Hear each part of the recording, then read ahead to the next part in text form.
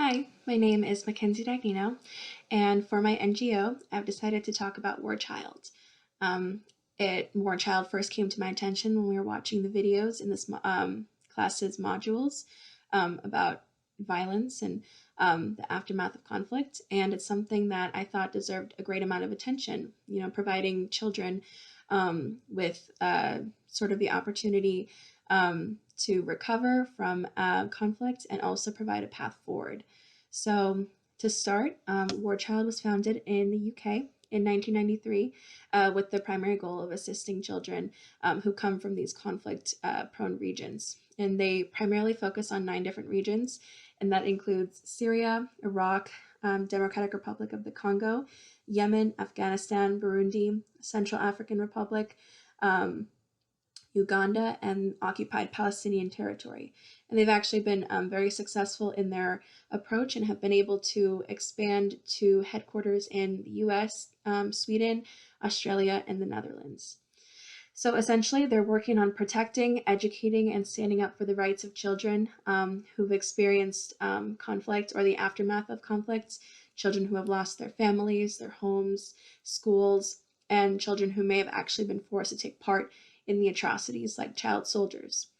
Um, their work has sort of evolved from being a temporary relief process to providing sustainable long-term solutions. And they are the only NGO that's solely dedicated to standing up for the rights of children in these regions. So essentially, they have 4 major branches in which they try and achieve their goals. There is protection, education, livelihood, and advocacy. Protection is step 1 in the recovery process, and that is to make sure that all the children feel safe and secure, especially since a lot of them often faced physical abuse, violence, harm, and sexual exploitation. So, if a child is severely affected, it could cause physical and psychological damage. So they work hard to provide psychosocial support that includes counseling and helplines for the children in need. The next branch is arguably one of their most important, which is education.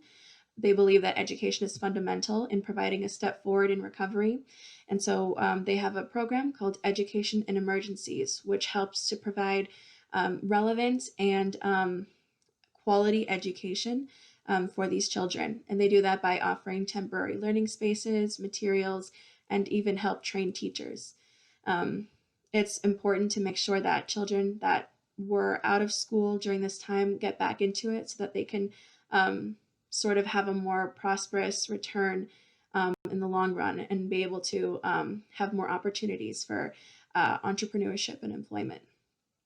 The next branch is livelihood, and that is to ensure that there is long-term sustainable solutions. So there actually have been a part of a program where they have been using food vouchers to help combat Yemen's food crisis. And basically, this is one of their strengths that sets them aside is providing those long-term solutions, things like employment opportunities to make sure that the children who come into this are able to leave with economic stability and prosperity. And the last branch is advocacy. Nothing can really be done unless there is widespread knowledge of what's going on. And so they are able to have a great youth-led advocacy base and get their word across. They've been very smart in using musicians and pop stars and famous celebrities to sort of reach their fan base and get the word across. Some accomplishments. Roughly 8,800 children were reunited with their families in Afghanistan.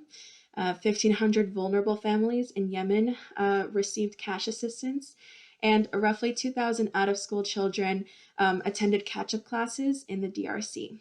So, and that's not all the achievements, but it's some of the more notable ones. As I mentioned, their strengths are being a long-term solution as opposed to a temporary fix. Some of their weaknesses might include the fact that they are dependent on the funds they receive. So it becomes a problem if there are no funds. It's harder to implement these programs. Some areas for improvement would be to increase their institutional funding, make sure that it's diversified so that they're not solely dependent on one source of funding. And another would be to maybe cooperate with other NGOs to get a more wider based approach. Um, Ultimately, this is a pretty fantastic organization that works hard to prioritize the children who have been caught up in the aftermath of conflict. And that is my video. So thank you.